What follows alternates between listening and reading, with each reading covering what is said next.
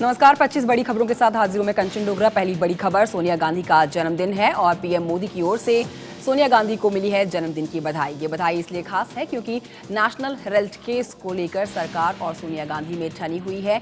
कल सोनिया गांधी ने सरकार पर राजनीतिक दुर्भावना का आरोप लगाया था। संसद नहीं चल पा रही है, जीएसटी बिल लटका हुआ है, लेकिन 24 घंटे में मोदी ने पहल करके माहौल बदलने की कोशिश की है।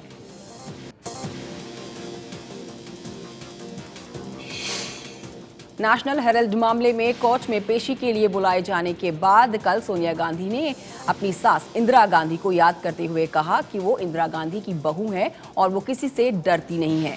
नेशनल हेराल्ड मामले में सोनिया गांधी और राहुल गांधी की पेशी को लेकर दोनों सदनों में कांग्रेस ने जबरदस्त हंगामा किया और कहा कि सरकार बदले की भावना से कार्रवाई कर रही है। सरकार की ओर से अरुण जेटली ने कहा है कि ये कोर्ट का मामला है जिससे सरकार का कोई लेना देना नहीं है।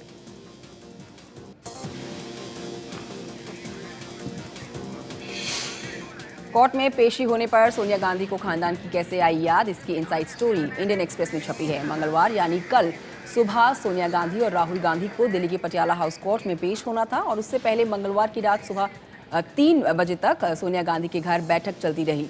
तभी सोनिया गांधी ने ऐलान कर दिया कि ये राजनीतिक लड़ाई है और वो इसे राजनीतिक तरीके से ही लड़ेंगी। सोनिया गांधी ने कोर्ट में पेशी होने का फैसला सुना दिया था। मंगलवार की देर रात की बैठक में ये सवाल भी उठा कि क्या सुप्रीम कोर्ट से पेशी से रोक करनी चाहिए या नहीं।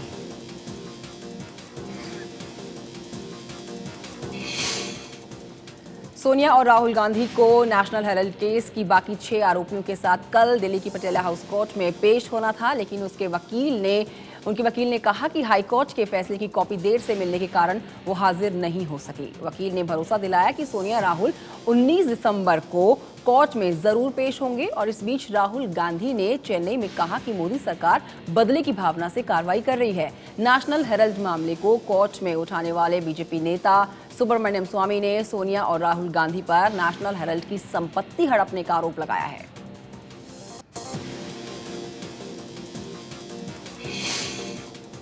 नेशनल हेराल्ड के मामले को लेकर संसद में जो गतिरोध पैदा हुआ है, उसके बाद संसद के मौजूदा सत्र में जीएसटी के लिए संविधान संशोधन विधेयक पारित होने की उम्मीदें कमजोर पड़ गई हैं।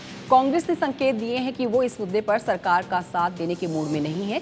देश भर में सामान और सेवाओं पर एक जैसे टैक्स व्यवस्था यानी जीएसटी को लागू करने के लिए जरूरी संविधान संशोधन बिल अगर संसद के इस सत्र में पारित नहीं हुआ तो जीएसटी अधर में लटक जाएगा।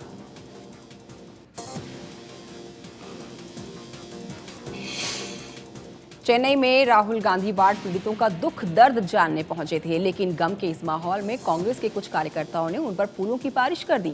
फूलों की बारिश की तस्वीर सामने आने के बाद सवाल उठ रहा है कि बाढ़ से मची तबाही के बीच राहुल पर फूलों की बारिश करके कांग्रेस कार्यकर्ता आखिर क्या संदेश देना चाहते थे। आपको बता दें, सोशल साइट पर इस तस्वीर की तीखी आलोचना हो रही है।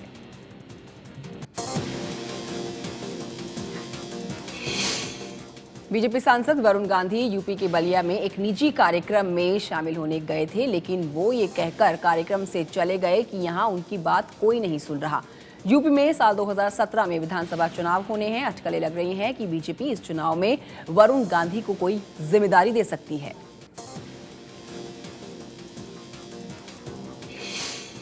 विदेश मंत्री सुषमा स्वराज 2 दिन के दौरे पर पाकिस्तान में है। थोड़ी देर में इस्लामाबाद में हार्ट ऑफ एशिया कॉन्फ्रेंस में हिस्सा लेंगी वो। करीब 11 बजे सुषमा स्वराज का भाषण होगा। इस कॉन्फ्रेंस में नवाज शरीफ भी होंगे।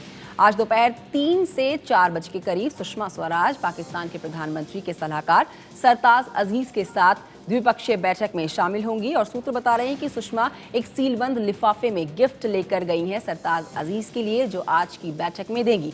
कल रात डिनर पर सरताज और सुषमा की मुलाकात हुई है।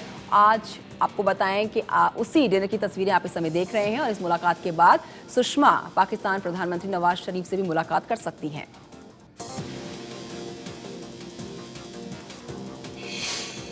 खबर है कि विदेश मंत्री सुषमा स्वराज के पाकिस्तान दौरे के दौरान भारत पाकिस्तान क्रिकेट सीरीज का ऐलान हो सकता है। श्रीलंका में दोनों देशों के बीच प्रस्तावित सीरीज को पाकिस्तान पहले ही मंजूरी दे चुका है। पहले ये सीरीज 15 दिसंबर से होने वाली थी, लेकिन देरी की वजह से अब इसके 25 दिसंबर से शुरू होने की उम्मीद है। गौरतलब है कि दोनों टीमों के बीच क्रिकेट सीरीज आखिरी बार 2012 में खेली गई थी।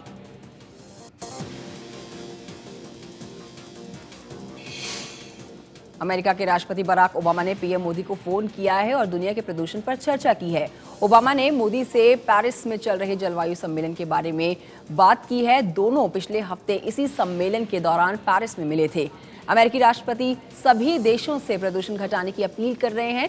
वो चीन के राष्ट्रपति से भी बात करेंगे और एक दिन पहले बराक ओबामा ने ब्राजील के राष्ट्रपति को फोन किया था और प्रदूषण पर बात की थी। व्हाइट हाउस के प्रवक्ता ने जानकारी दी है। आपको बता दें कि पिछले एक साल में मोदी और बराक ओबामा की 6 बार मुलाकात हो चुकी है। व्हाइट हाउस मोदी की तारीफ भी कर चुका है।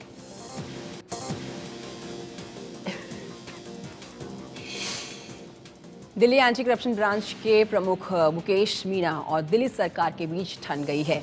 मीणा ने केजरीवाल सरकार के प्रिंसिपल सेक्रेटरी विजिलेंस चेतन सांघी के खिलाफ एफआईआर दर्ज की है। मामला 350 से ज्यादा औद्योगिक जमीनों में धांधली का है।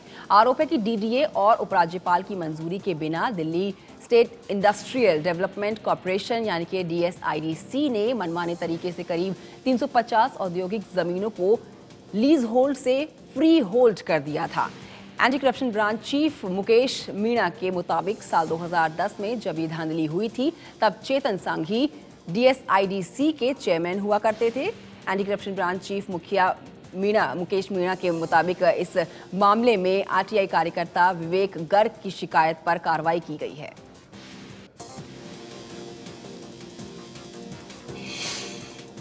दिल्ली में एक दिन छोड़कर चलाने वाली गाड़ियों को लेकर केजरीवाल सरकार के प्लान में बड़ा बदलाव आया है। पहले बताया गया था कि दिल्ली में ऑड इवन नंबर वाली गाड़ियां दिन के हिसाब से चलेंगी, लेकिन अब ये तय हुआ है कि दिल्ली में गाड़ियां दिन के हिसाब से नहीं बल्कि तारीख के हिसाब से चलेंगी। 1, 3, 5 तारीख को ऑड नंबर की गाड़ियां और 2, 4, 6 तारीख को इवन नंबर की गाड़ियां चलेंगी। रविवार को सभी गाड़ियां चली जा सकती हैं। और आपको बताएं कि पहले चरण में ये नियम 1 से 15 जनवरी के बीच सुबह 8 से शाम को 8 बजे तक लागू किया जाएगा। और नए नियम मोटरसाइकिल्स और स्कूटर पर लागू होंगे या नहीं, अभी इस पर फैसला होना बाकी है। पूरी योजना का पूरा खाका 25 दिसंबर से पहले जारी किया जाएगा।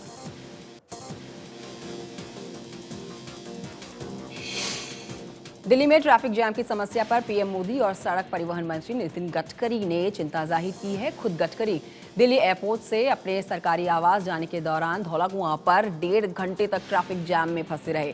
बाद में गडकरी ने कहा कि वो जल्द ही दिल्ली को ऐसे जैम से छुटकारा दिलाएंगे।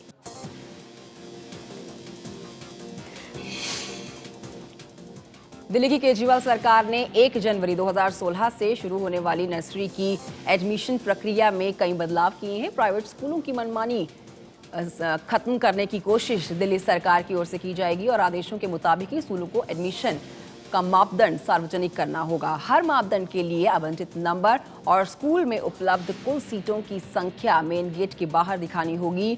सभी आवेदकों और उन्हें दिए गए नंबरों की जानकारी स्कूलों की वेबसाइट पर देनी होगी। एडमिशन लिस्ट और वेटिंग लिस्ट की जानकारी भी सार्वजनिक करनी होगी।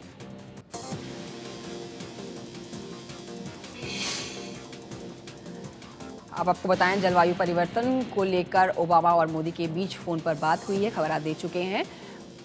पाकिस्तान में विदेश मंत्री सुषमा स्वराज सरताज अजीज के लिए सीलबंद लिफाफे में गिफ्ट लेकर गई हुई हैं। लेकिन आपको ये भी बता दें कि दिल्ली के उत्तम नगर में 5 महीने पहले हुए एक्सीडेंट का अब जो सीसीटीवी वीडियो सामने आया है उसमें आपको बाइक सवार एक बिजनेसमैन संजय शर्मा को सेंट्रो कार ने टक्कर मारते हुए आप देख सकते हैं। 3 दिन बाद बिजनेसमैन की अस्पताल में मौत हुई थी, लेकिन आज तक टक्कर मारने वाली कार तक नहीं पहुंच पाई है दिल्ली पुलिस।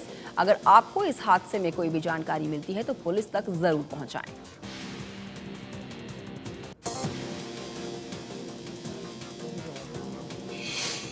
बीती रात राजधानी दिल्ली में रूसी राजनयिक की गाड़ी से हुआ है हादसा। रात तकरीबन 1:30 बजे मोतीबाग इलाके में रूसी दूतावास की तेज रफ्तार कार ने एक बाइक को टक्कर मार दी। बाइक पर 2 युवक सवार थे। इनमें एक को गंभीर चोट आई है, उसे एम्स ट्रॉमा सेंटर में भर्ती कराया गया है। गाड़ी की रफ्तार इतनी तेज थी कि बाइक को टक्कर मारने के बाद उसने पुलिस की बैरिकेडिंग को भी हिट किया और तब जाकर वो गाड़ी रुकी। रूसी राजनयिक दिमित्री केरिकोव पर पुलिस के साथ बदसलूकी और मारपीट का आरोप भी लगा है।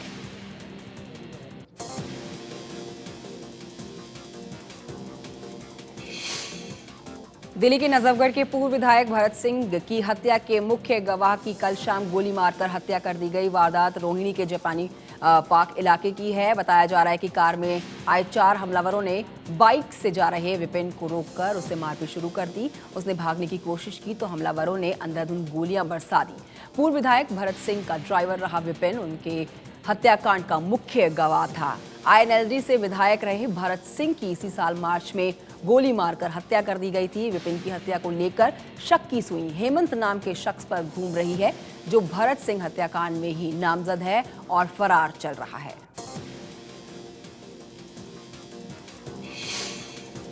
बॉलीवुड स्टार सलमान खान के घर के बाहर फोटो खींचना उनके एक फैन को महंगा पड़ गया। मुंबई में बांद्रा इलाके के जिस गैलेक्सी अपार्टमेंट में सलमान खान रहते हैं, उनके गेट के सामने सनाउल्लाह रहमान नाम का एक शख्स फोटो खिंचवा रहा था। बताया जा रहा है कि इस पर सलमान खान के बॉडीगार्ड ने उस शख्स को मना किया, गेट से हटने को कहा। फैन के हटने में थोड़ी देरी होते देख बॉडीगार्ड ने आपा खो दिया और उसके साथ बदसलूकी की।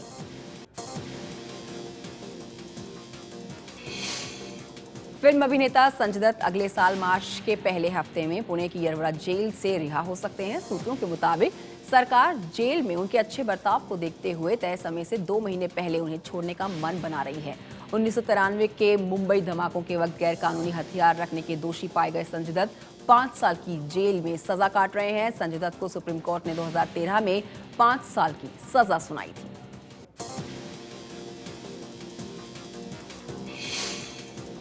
अंडरवर्ल्ड डॉन दाऊद इब्राहिम के होटल की आज मुंबई में नीलामी होगी। मुंबई के पाकमोडिया स्ट्रीट पर होटल आयकर विभाग ने दाऊद के होटल की कीमत 1 करोड़ 18 लाख रुपए तय की है, लेकिन नहीं मिले ज्यादा खरीदार। दाऊद के होटल को खरीदने में सिर्फ पूर्व पत्रकार एस बालाकृष्णन ने ही अपनी दिलचस्पी दिखाई है। बालाकृष्णन को दाऊद गैंग ने होटल नहीं खरीदने की चेतावनी भी दी है।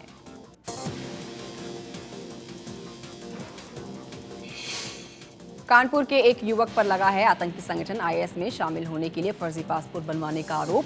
पुलिस के मुताबिक उन्हें एक चिट्ठी के जरिए सूचना मिली है। रायपुरवा के नदीम ने आईएस में शामिल होने के लिए फर्जी पासपोर्ट बनवाया है। पुलिस ने युवक को थाने बुलाकर पूछताछ की और उसका पासपोर्ट जब्त कर लिया। जांच के बाद पता चला कि पासपोर्ट गलत जानकारी के आधार पर बनवाया गया था, लेकिन इस बीच नदीम फरार हो गया और उसके माँ बाप भी घर पर नहीं है। पुलिस से ये पता लगा रही है अब कि नदीम ने पासपोर्ट आईएस में शामिल होने के लिए बनवाया था या फिर किसी और मकसद से।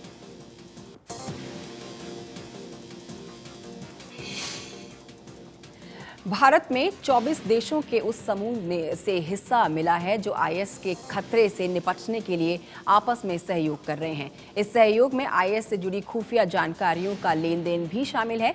ये जानकारी गृह मंत्रालय ने लोकसभा में दी है। भारत सरकार आतंकी संगठन आईएस के देश में पांव पसारने के खतरे को देखते हुए बेहद सतर्क है। गृह मंत्रालय के मुताबिक आईएस युवकों को गुमराह करके भर्ती करने के लिए सोशल मीडिया पर इस्तेमाल कर रहा है और इस हालात में सरकार ने खुफिया एजेंसियों को हालात पर बारीकी से नजर रखने को कहा है। जम्मू कश्मीर के पुलवामा में सुरक्षा बलों ने 2 आतंकवादियों को मार गिराया है। पंपोर में आतंकवादियों ने घात लगाकर सीआरपीएफ के दस्ते पर हमला किया है, जिसमें सेना के 1 जवान और 2 आम नागरिक घायल हो गए।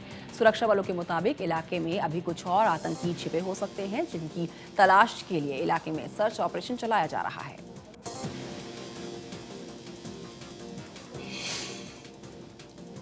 आईपीएल के 9वें और 10वें सीजन के लिए चेन्नई और राजस्थान की टीमों की जगह पुणे और राजकोट की टीमों को शामिल किया गया है। पुणे टीम को संजीव गोयंका की न्यू राइजिंग कंपनी ने 10 करोड़ रुपए सालाना पर खरीदा है। राजकोट की टीम के लिए इंटेक्स मोबाइल कंपनी बीसीसीआई को 16 करोड़ रुपए सालाना देगी। आईपीएल स्पॉट फिक्सिंग मामले की जांच के बाद जस्टिस लोढ़ा कमेटी राजस्थान और चेन्नई की टीमों पर 2 साल के लिए पाबंदी लगा चुकी है। दिल्ली टेस्ट के दोनों पारियों में शतक लगाने वाले अजिंक्य रहाणे ने आईसीसी टेस्ट रैंकिंग में बड़ी छलांग लगाई है। रहाणे भारत दक्षिण अफ्रीका सीरीज से पहले 26वें नंबर पर थे और अब वो 14वें रैंक ऊपर पहुंचे हैं, 12वें नंबर पर पहुंच गए हैं। रहाणे ने रैंकिंग के मामले में विराट कोहली को भी पीछे छोड़ दिया है, जो इस समय 14वें नंबर पर हैं। सीरीज में जीत के साथ टीम इंडिया भी टेस्ट रैंकिंग में चौथे से दूसरे नंबर पर पहुंच गई है।